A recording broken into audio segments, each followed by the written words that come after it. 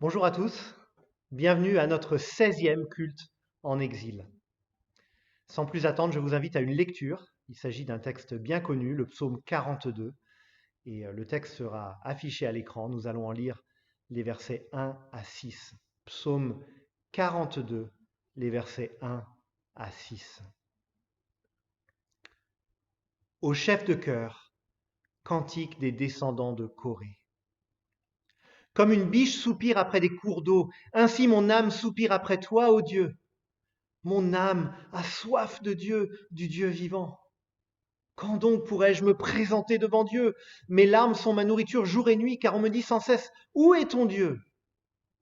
Je me rappelle avec émotion l'époque où je marchais, entouré de la foule, où j'avançais à sa tête vers la maison de Dieu, au milieu des cris de joie et de reconnaissance d'une multitude en fête. Pourquoi être abattu, mon âme, et gémir en moi? Espère en Dieu, car je le louerai encore. Il est mon salut et mon Dieu. Amen. Alors que cela fait 3 mois et demi que nous ne nous rassemblons plus le dimanche, et même si un nombre croissant d'entre vous venez à nos nouvelles rencontres du samedi, malgré tout, on peut s'identifier particulièrement à cette parole du psalmiste.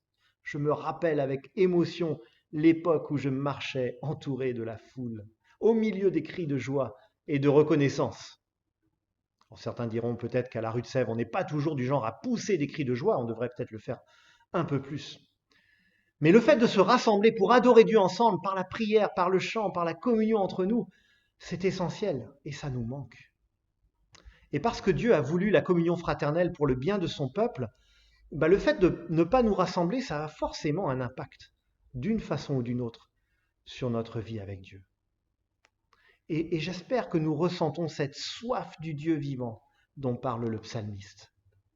Mais comme le psalmiste, tout en reconnaissant notre soif, notre manque, nous voulons nous réjouir, nous voulons continuer d'espérer en lui, parce que verset 6, il est notre salut et notre Dieu. Rien ni personne ne pourra nous ôter les actes qu'il a posés en notre faveur. Et par-dessus tout, la venue de son Fils Jésus, sa mort sur la croix pour le pardon de nos péchés, sa résurrection pour nous donner une vie nouvelle. Aucun virus, aucune pandémie, aucune crise ne peut nous enlever ces actes de Dieu. Ils sont nôtres pour l'éternité. Je vous invite à chanter un premier chant qui reprend les paroles de ce psaume que nous venons de lire. Criez à toi. Levons-nous pour chanter ce chant.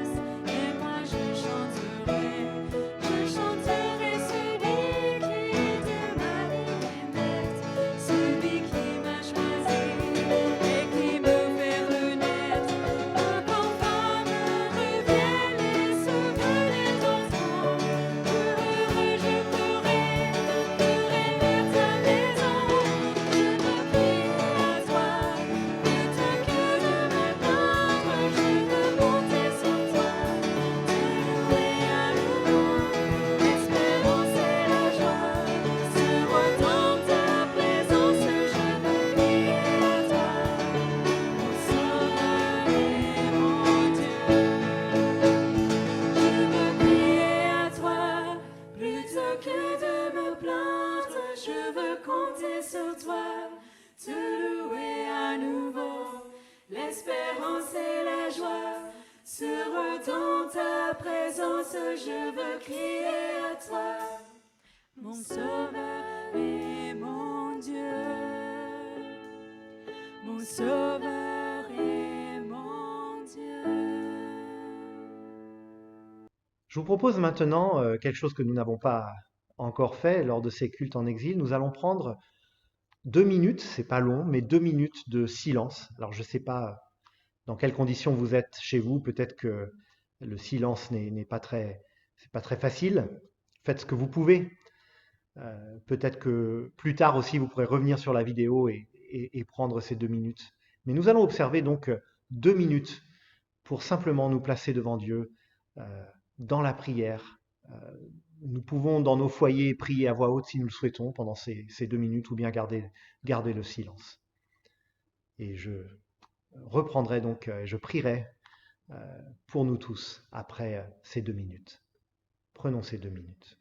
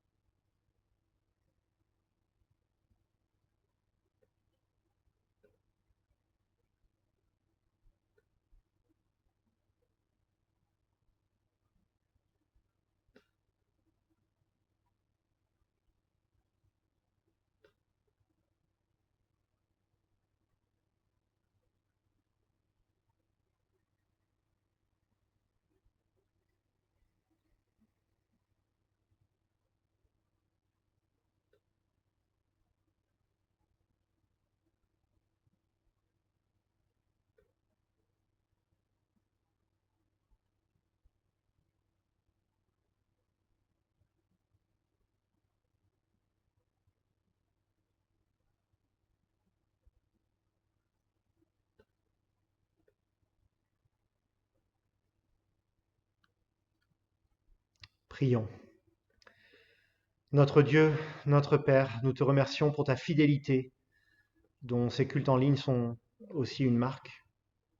Oui, tu as permis, Père, que malgré la distance physique, nous puissions continuer à nous mettre ensemble à l'écoute de ta parole. Bénis ces instants que nous vivrons aujourd'hui encore. Nous avons soif de toi, notre Dieu. Merci pour ta parole qui est puissante, qui change les vies, qui ramène la vie et l'espérance.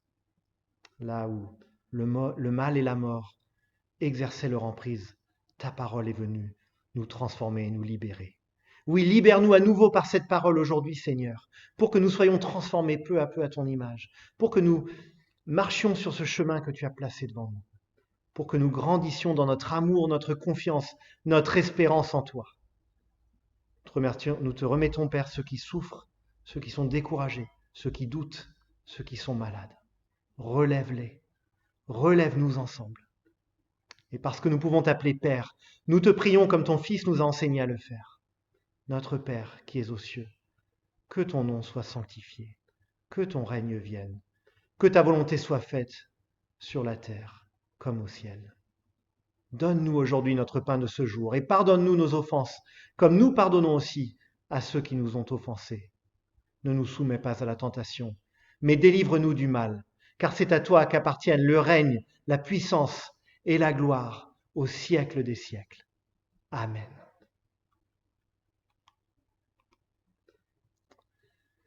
Aujourd'hui, les annonces auront lieu après le message. Et donc, nous allons nous mettre à l'écoute de la parole dans un instant, mais pour introduire ce temps nous allons chanter un deuxième chant, Seigneur, attire. Nous pouvons rester assis pour ce chant.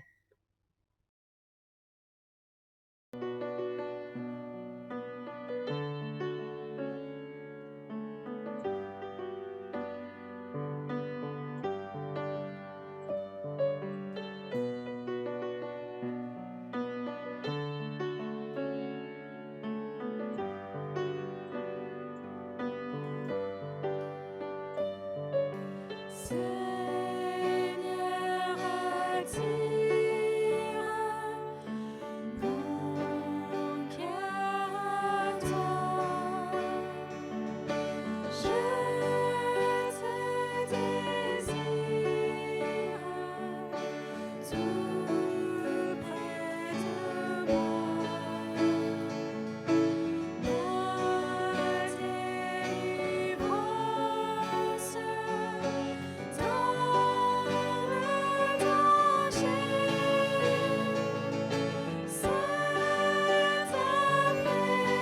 ta présence qui m'empêche.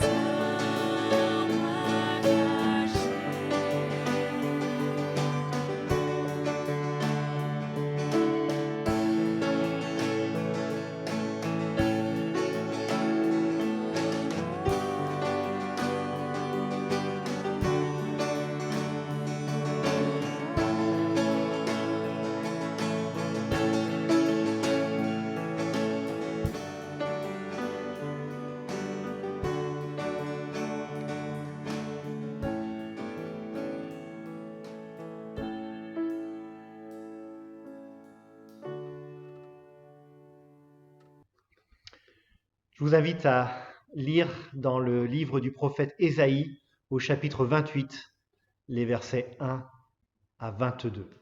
Ésaïe 28, 1 à 22. Malheur à la couronne éclatante dont sont fiers les ivrognes d'Éphraïm, à la fleur fanée qui fait l'éclat de sa parure sur la cime de la vallée fertile, à ceux qui s'enivrent de vin. Voici qu'arrive de la part du Seigneur un homme fort et puissant, pareil à un orage de grêle ou une tempête destructrice, à des trombes de pluie qui inondent tout. Il le jette sur la terre avec puissance. Elle sera piétinée, la couronne éclatante dont sont fiers les ivrognes d'Éphraïm. La fleur fanée qui fait l'éclat de sa parure sur la cime de la vallée fertile sera comme une figue précoce qu'on aperçoit avant la récolte. À peine dans la main, elle est aussitôt avalée. Ce jour-là, l'Éternel, le Maître de l'univers, sera une couronne majestueuse et une parure magnifique pour le reste de son peuple. Il sera un esprit de droiture pour celui qui siège au tribunal et une force pour ceux qui repoussent l'ennemi jusqu'à ses portes. Mais eux aussi, ils titubent sous l'effet du vin et les liqueurs fortes les égarent.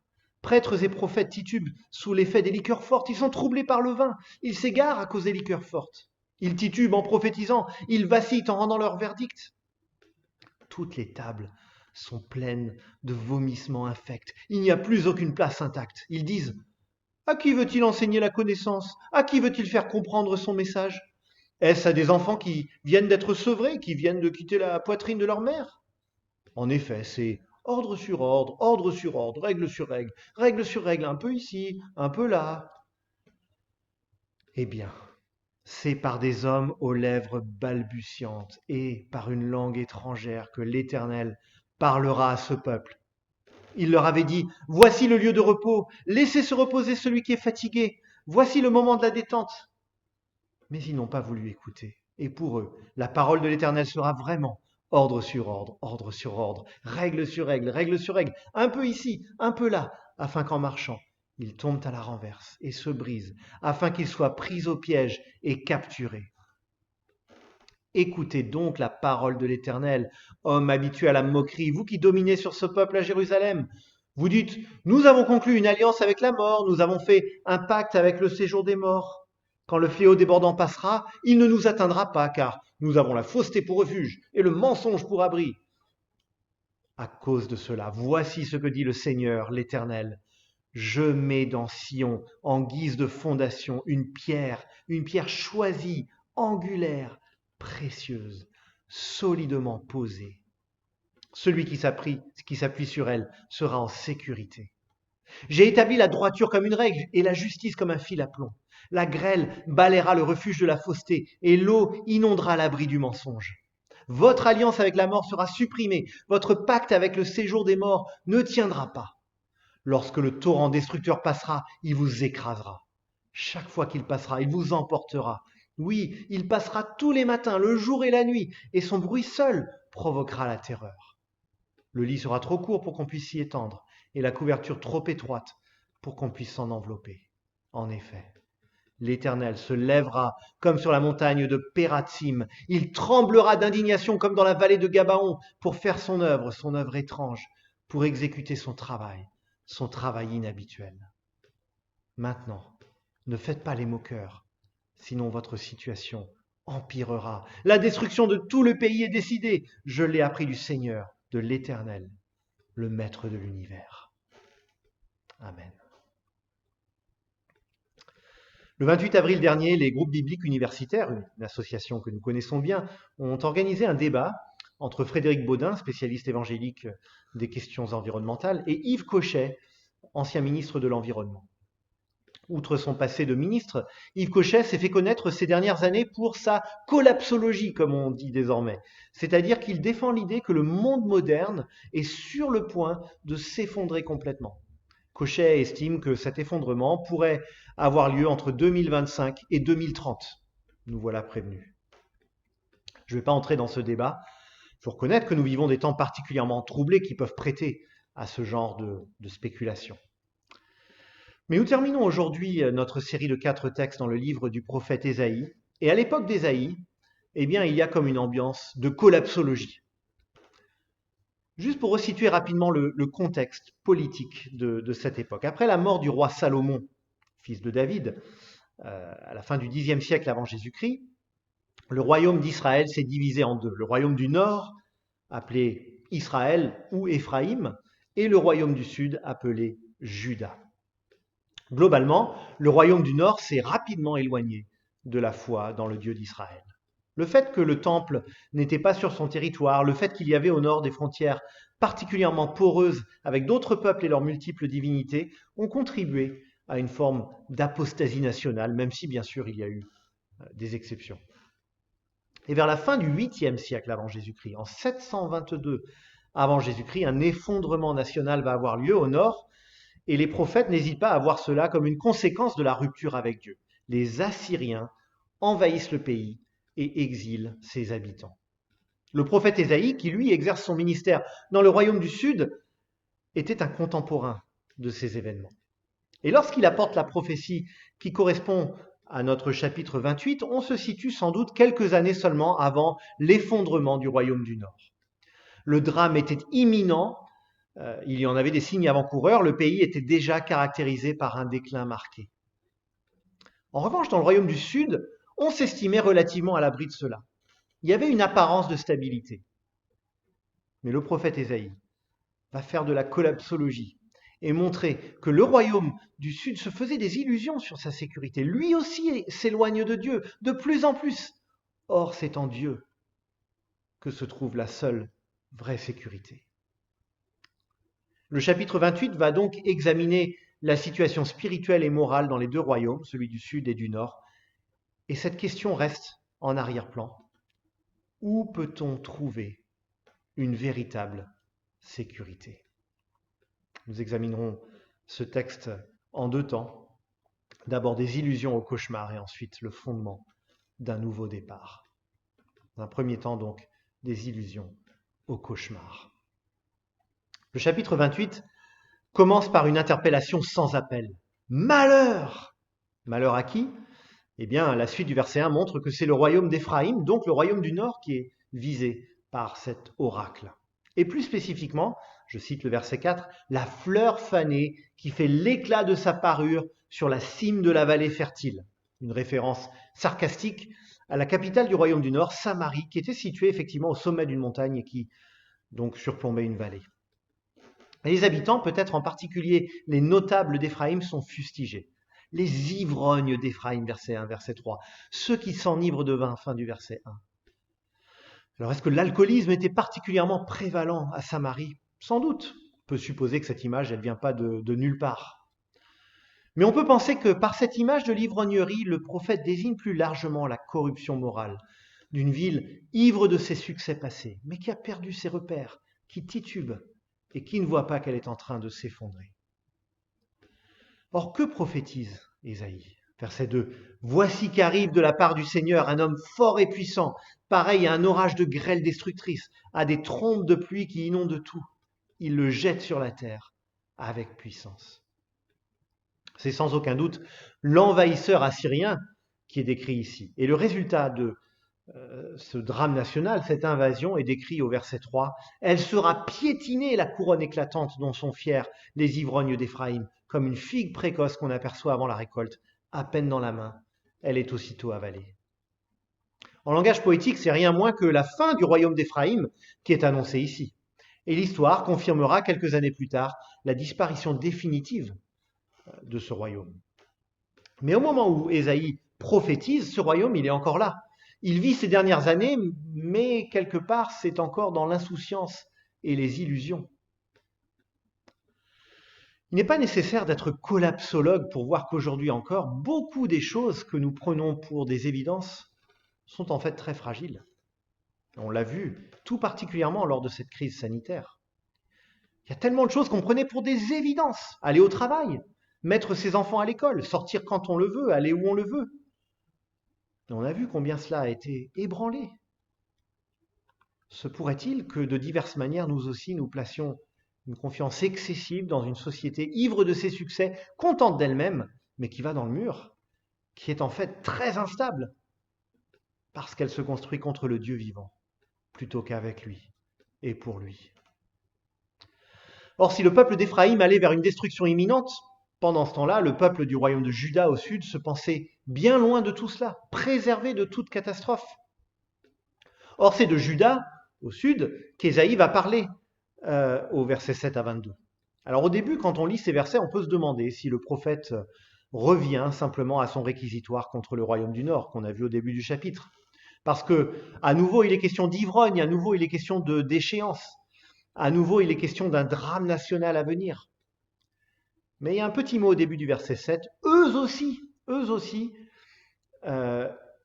qui est parfois traduit voilà d'autres aussi, ou ceux-là également. Cette petite expression donne un indice qu'il est question d'autres personnes qui suivent la même trajectoire que ceux qu'il a décrits au début. Et au verset 14, Ésaïe va désigner explicitement « vous qui dominez ce peuple à Jérusalem ». Donc là, en tout cas, on a fait la transition vers le royaume du Sud. Il s'agit de la capitale du royaume du Sud. Jusque-là, les compatriotes d'Ésaïe, au Sud, étaient sans doute d'accord avec son réquisitoire contre Éphraïm. C'est vrai, ces vendus du Nord, ces idolâtres qui ne vont jamais au temple, qui vont droit dans le mur. Sous-entendu, mais nous, c'est autre chose. Nous, on est la tribu de Juda, celle qui est restée fidèle. Nous sommes les dépositaires de l'héritage de David, ma bonne dame. Il ne faut pas confondre. Et pourtant, la situation spirituelle du peuple de Juda, nous dit Ésaïe, n'est pas meilleure. Et il va même la décrire dans des termes encore pires. Les prophètes utilisent parfois un langage dur. Et là, au verset 7 et 8, on est servi. Ils titubent sous l'effet du vin et les liqueurs fortes les égarent. Toutes les tables sont pleines de vomissements infects. Il n'y a plus aucune place intacte. Le langage est dur. Les images choquent. Ésaïe veut nous donner une image de déchéance généralisée. C'est un peu comme dans les orgies d'Astérix, vous savez, où les gens se goinfrent et s'enivrent de façon grotesque, une image de décadence. Sauf que ici, ça va encore bien plus loin qu'Astérix.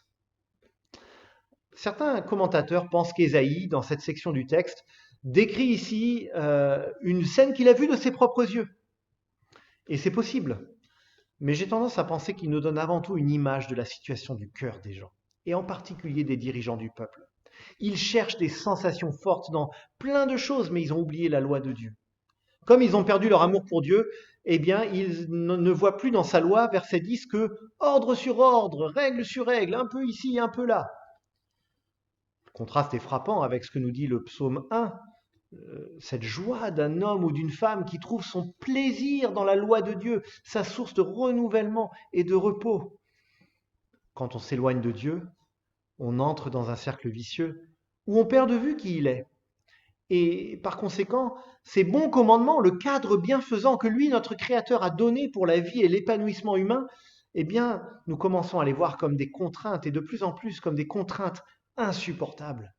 Et on s'épuise à chercher sa joie et son espérance ailleurs, dans des choses et des personnes qui ne pourront jamais nous la donner. On cherche le repos, mais on s'éloigne de la source du vrai repos. Et c'est ce que souligne Ésaïe au verset 12 en citant l'Éternel. Il leur avait dit, voici le lieu de repos, laissez se reposer celui qui est fatigué, voici le moment de la détente.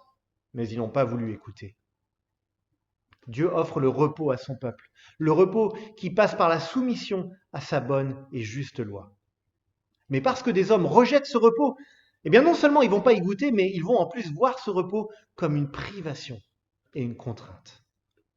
Et pour décrire ce pourrissement spirituel, Ésaïe décrit cette scène écœurante, cette beuverie grotesque.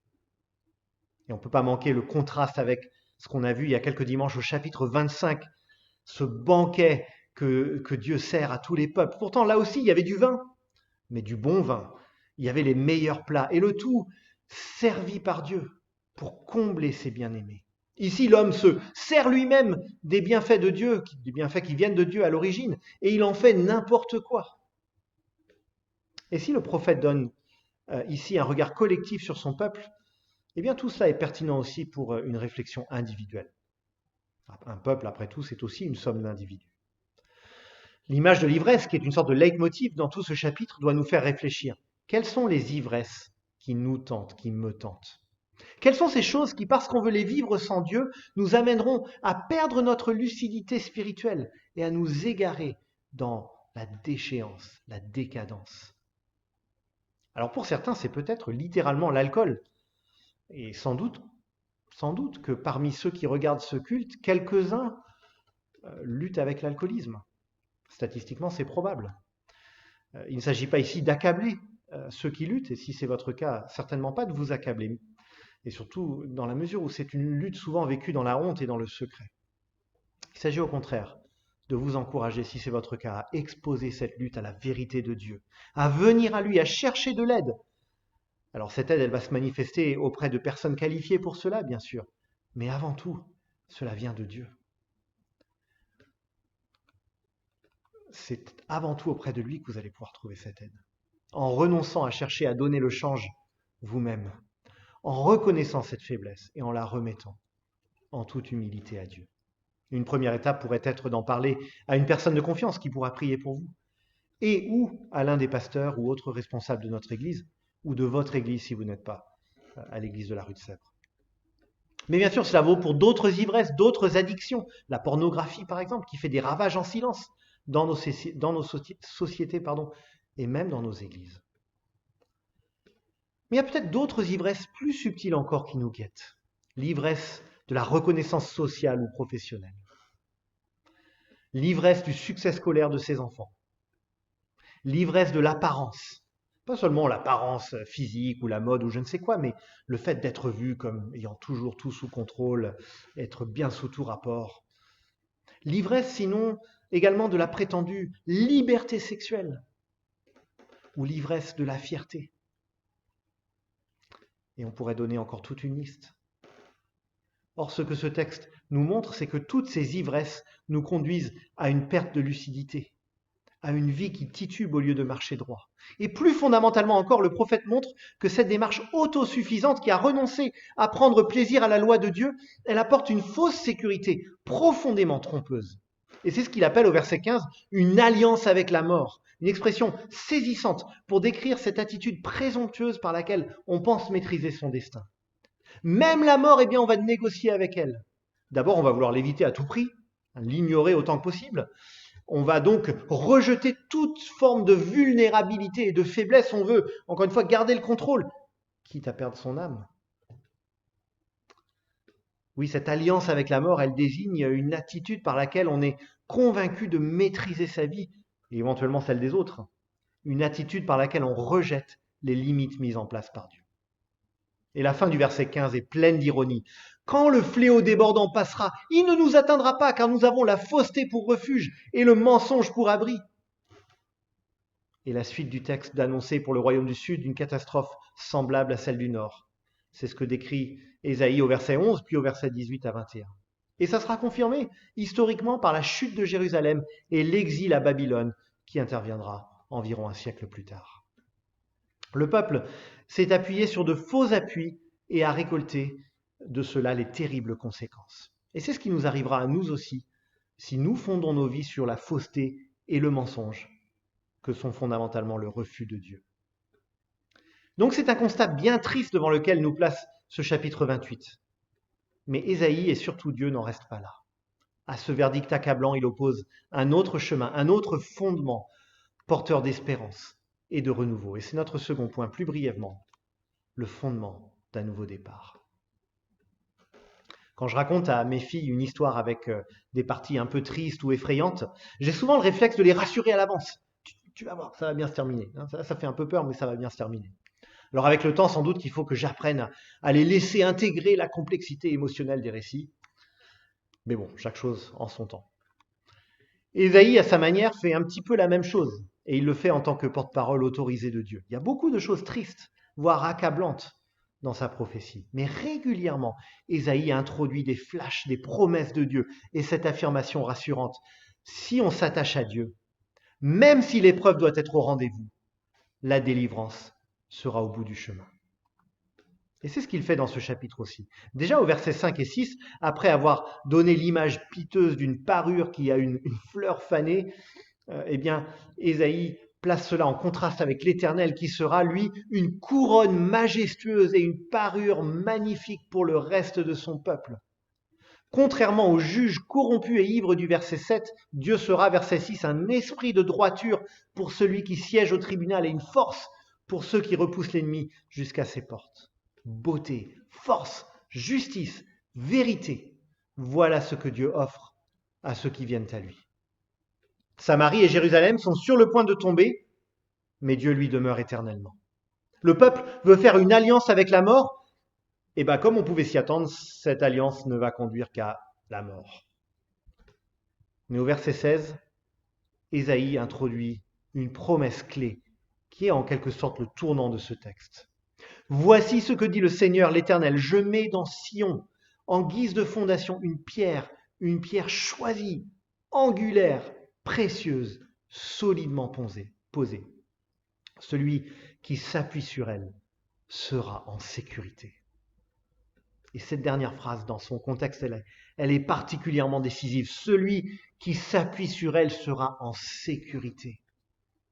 Par opposition à ces fausses sécurités qu'on voit dans le reste du texte, ces fausses sécurités qui sont proposées par les hommes, Dieu offre sa vraie sécurité. Il offre un autre fondement, un fondement sur lequel on peut bâtir ou rebâtir sur les ruines d'une vie vécue sans Dieu. Ésaïe ne nous donne pas d'autres détails ici. Plus loin dans son livre, il expliquera que Dieu va envoyer celui qu'il appelle son serviteur pour accomplir le pardon des péchés en prenant sur lui la condamnation de toutes les fautes.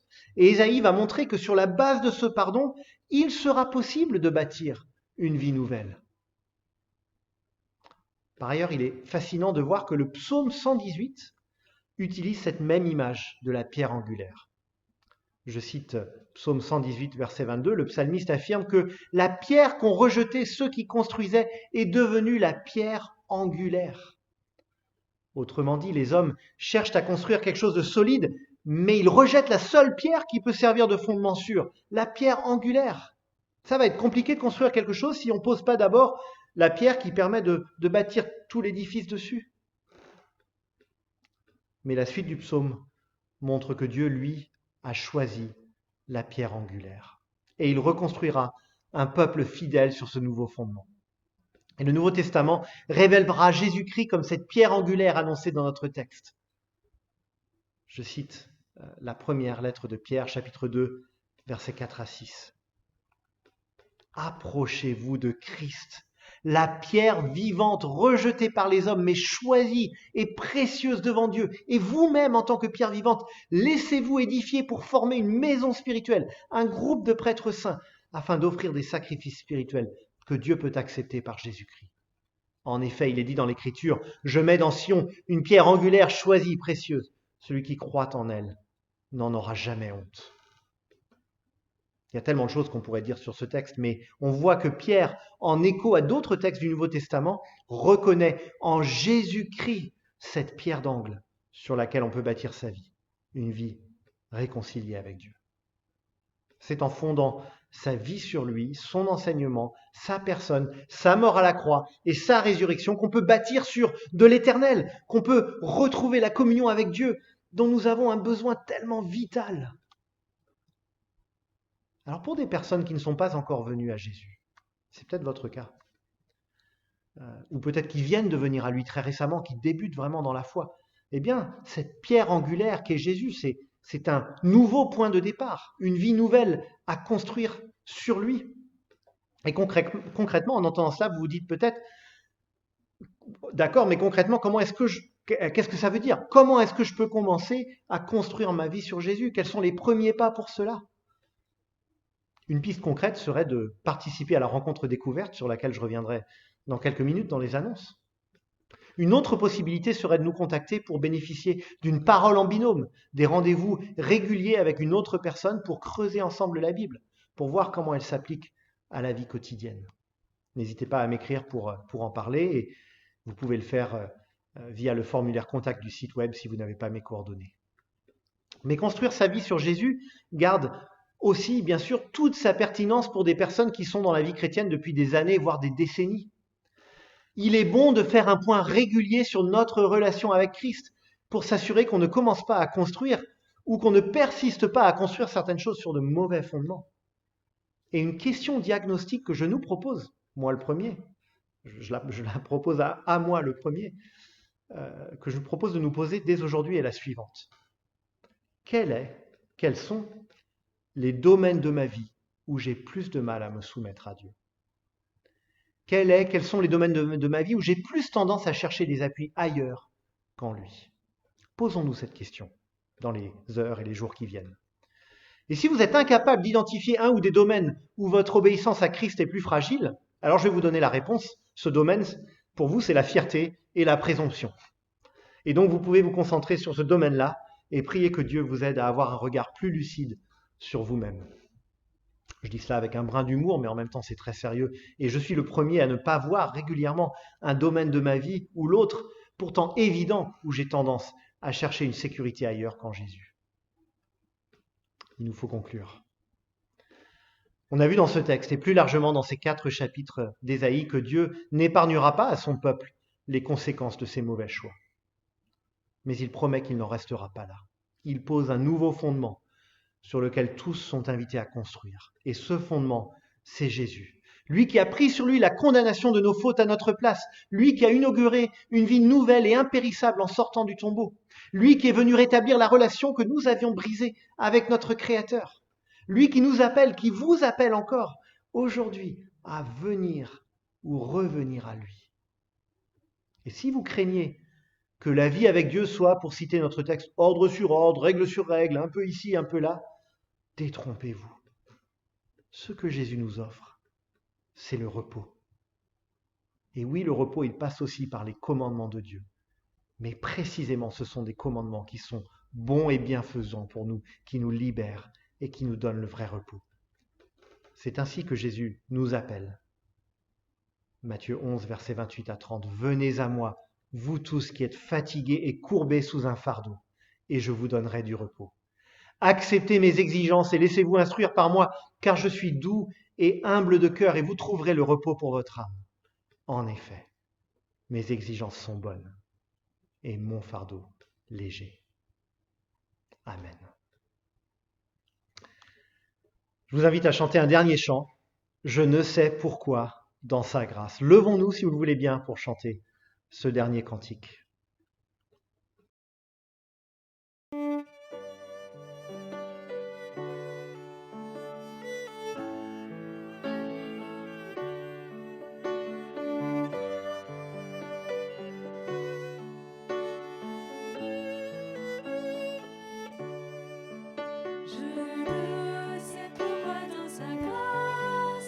Jésus m'a tant aimé, pourquoi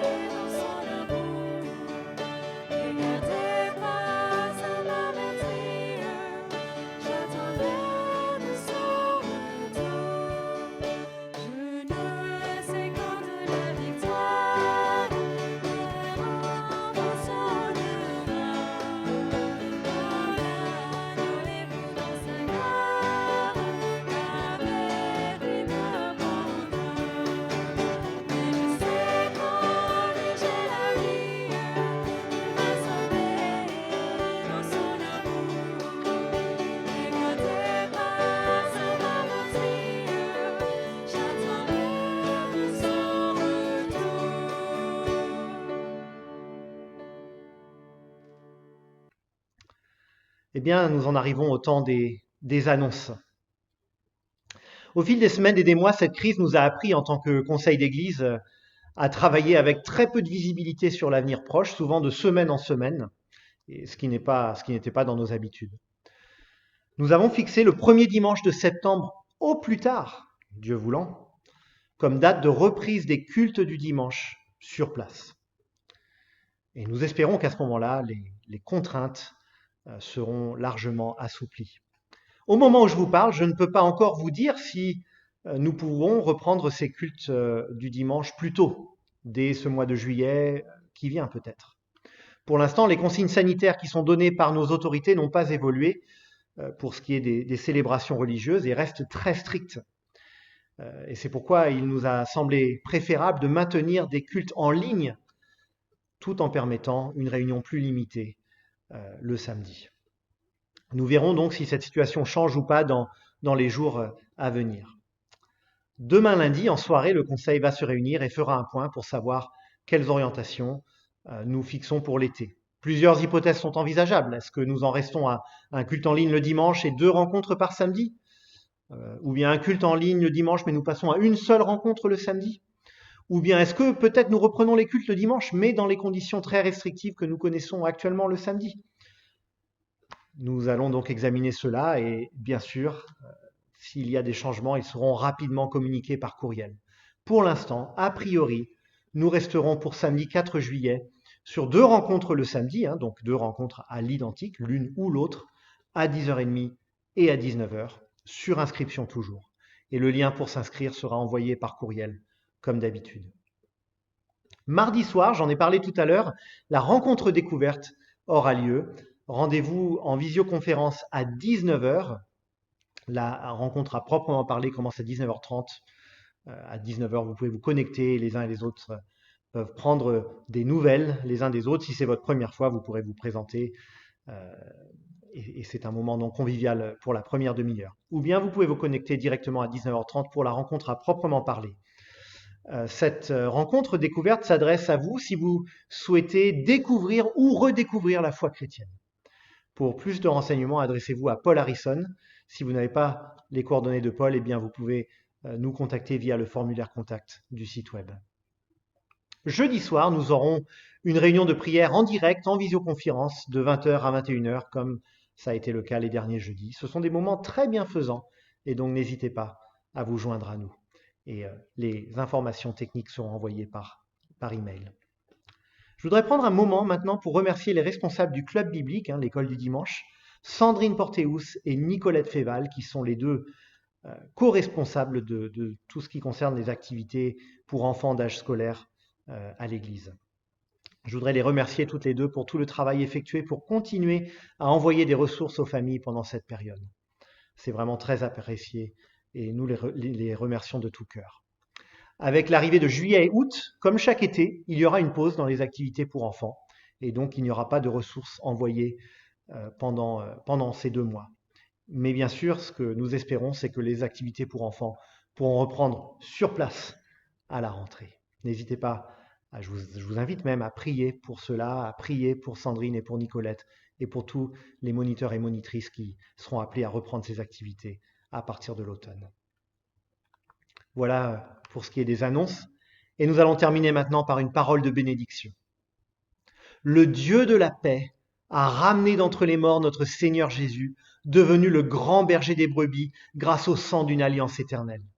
Qu'il vous rende capable de toute bonne œuvre pour l'accomplissement de sa volonté. Qu'il fasse en vous ce qui lui est agréable par Jésus-Christ, à qui soit la gloire au siècle des siècles.